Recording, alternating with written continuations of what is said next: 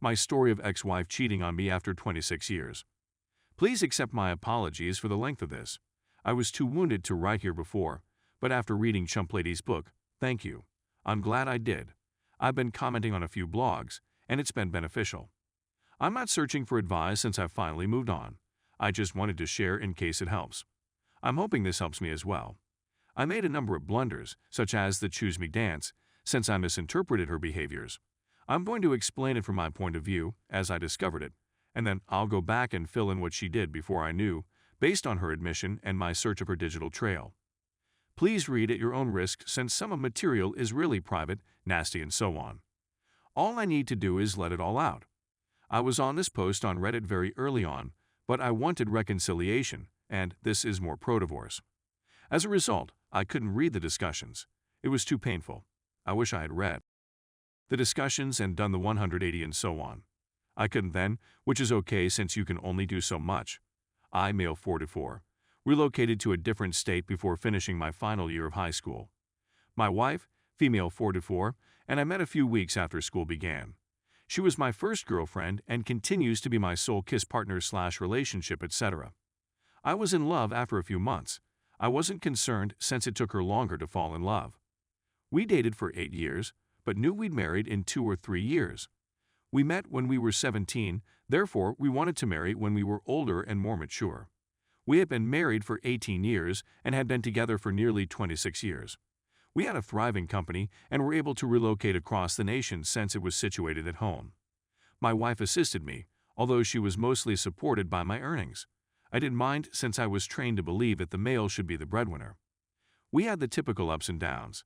Her mother was diagnosed with cancer in 2015 and died the following year. Her father passes away 9 months later. Our company collapsed in late 2019, and we declared bankruptcy in early 2020. I was depressed for a long time since I had been in IC. My marriage was the one thing I believed was excellent in my life. But since our company was struggling, my wife took a job to aid us. It was in a big box shop. She was promoted to manager. Over the course of a few years, I gained 100 pounds. So now I'm overweight, have lost my business, and at rock bottom in my life. Because of my asthma and concern, I was essentially a shut-in when COVID ramped up and the lockdowns began. My wife helped me get through it all. She began working late, and on her days off, she would go to Target and spend a lot of money, which during lockdowns should have been a red flag. She woke me up at 6 a.m. one Sunday morning and said she was going to the park to walk her legs because they were restless. It was strange, but owing to RLS, I would sometimes walk on our treadmill in the middle of the night. So it's not a huge issue. She comes home, we have breakfast, she showers, and so forth. Then when I'm working on my computer in the office, she comes in nude, turns around and shows me her whole body before heading to the bedroom. I adhere to, as we had a very active life. She wants me to gratify her orally, but I smell something strange, so I don't. I go out of the room, believing it was from her stroll in the park. Her infidelity on me was so distant from my mind at this time that I wasn't concerned. But something is brewing in my mind. I checked her surfing history the following day, and she was on the Facebook page of 2 males I know don't work at her shop.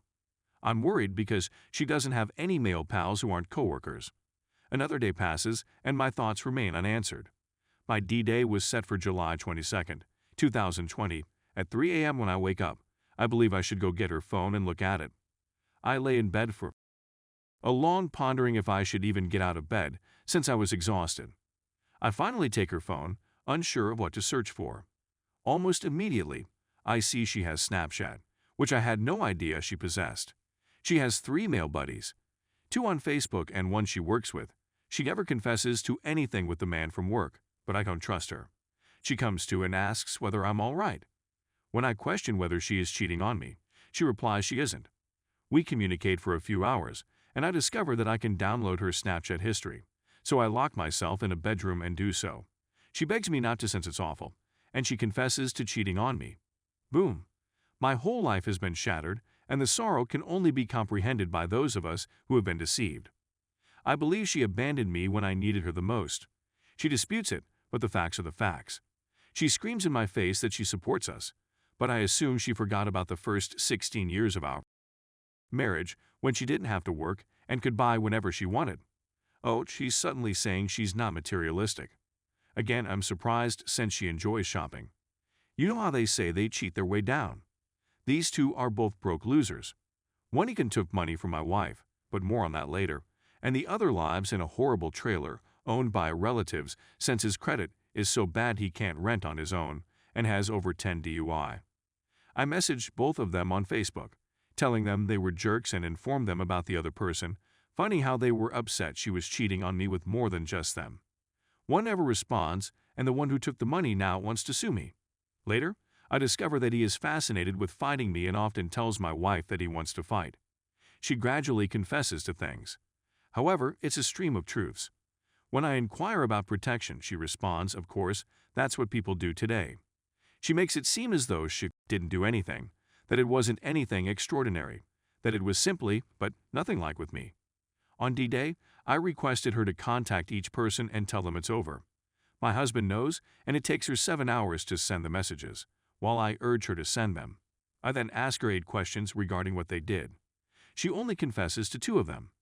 We're checked for STD, and thankfully, we don't have any. I remember she asked me to pleasure her a few weeks before I found out, and I saw something down there.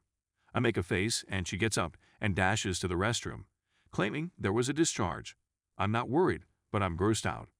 Fortunately, I was able to quit, but the abuse of asking me to do so after having with someone else. So I know she'd done this twice already, and since I did this to her a lot, I'm sure I did it after she had and didn't notice. Disgusting. It'd pique her interest. She has such little regard for me that she would ask me for it, knowing full well that I am unaware. Or was it something she discussed with them, as if they all got a kick out of my doing that? Her excuses were, I didn't love her anymore, obviously not true. She never had her wild college years. We didn't make each other happy anymore. News to me, and she never once told me about this. Her siblings were promiscuous. She was addicted to attention. COVID caused it, and many more I can't remember. The following 3 weeks are filled with her apologizing and stating she never intended to leave me. She claims she didn't think about it and just did it. That stung because she didn't consider hurting our marriage or destroying me. Instead, she simply banged both of the men. One of the men was interested in her marriage. I think your spouse is cheating on you, he said. My spouse would never cheat on me, she responds. It's ironic, but I now realize it's narcissism. When he wonders what your spouse would do if he found out, she responds he would kill himself. When she tells me this, I'm enraged. She then clarifies that it was a joke. That is not better. In fact, it is most likely worse. She's making a joke about my suicide with the man she's dating. My spouse, she claims, will never divorce me. After 2 weeks, I decide to commit suicide. I have been suicidal the past several years due to my depression. I was in IC for this. I make a note, snap a photo, and SMS it to her. She summons the police, who apprehend me, arrest me, and transport me to the hospital. I'm free now. I'm going to try to murder myself a lot during the next several months. I look up how to do it on the internet. I constantly have to stop myself. I'm pleased I did it now. There is more to life than this. It turns out she didn't break up with any of them. Fortunately, one of them says good luck, and as far as I know, they have no contact. She is always in touch with the other man because she lent him money and wants it returned. Let the money go. In my opinion, she claims she is unable to. I believe it is more than just money. She denies it. She has no idea, but I have her Facebook login, and am reading her communications to the money man. He bans her, but she recalls having his phone number and messages him from work. They squabble until he offers to her again, and she replies maybe. I find out about this when she brags to a buddy on Facebook Messenger, and I read it. I ask her right afterwards whether she wants him again, and she replies no. I tell her I saw her phone, so she doesn't know I have her Facebook password, and she agrees. I make a hole in the bedroom door. She has given him till Friday to repay her. Finally, after 6 weeks, he declares that he will not repay her. She snapped out of her trance. She claims to be liberated. Looking back, I should have gone at this point, probably on D-Day, but when your world crumbles out of nowhere, it's difficult to simply quit. We'll be fighting a lot during the next 8 months. I keep discovering more proof and can't seem to quit searching. She will only confess to what I continue to prove. She says all the right things, but I can't accept what she does, even though I know deep down that I can't live without her. We begin MC. I tell the therapist that we've been together for 26 years, And she tells me afterwards that she was irritated because I stated it so proudly. I just shook my head. I can't take MC because we need to discuss what she did, the physical things. MC comes to a halt. Stay tuned for the next part.